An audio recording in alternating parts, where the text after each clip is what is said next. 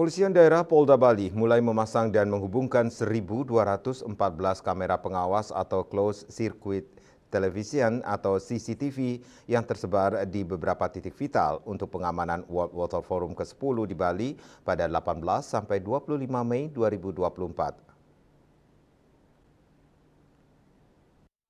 Hubungan Masyarakat Kepolisian Daerah Bali Kombes Polisi Johnson Avitus Panjaitan, Rabu 1 Mei mengatakan ribuan kamera pengawas tersebut sudah terkoneksi dengan Command Center ITDC Nusa Dua dan Command Center Polda Bali.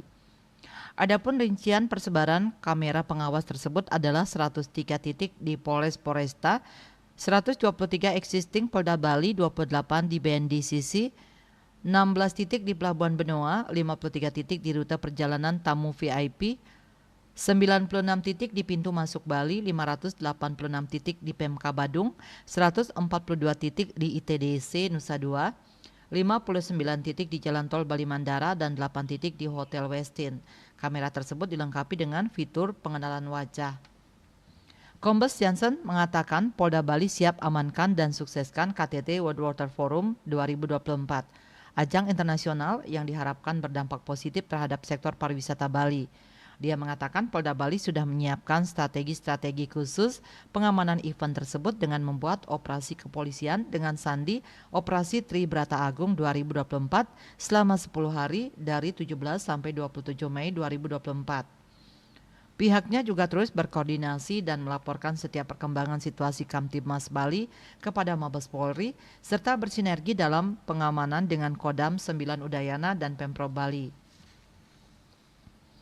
Polda Bali juga akan menerjunkan kekuatan penuh dalam pengamanan World Water Forum nanti, termasuk personel BKO dari Mabes Polri dan Polda-Polda terdekat seperti Polda Jatim dan NTB yang secara keseluruhan berjumlah sekitar 5.791 personel.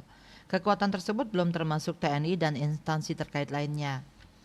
Polda Bali saat ini rutin untuk melakukan sosialisasi imbauan dan pesan Kamtibmas kepada masyarakat agar mendukung dan turut menyukseskan World Water Forum nanti dengan cara selalu menjaga situasi keamanan di lingkungan masing-masing.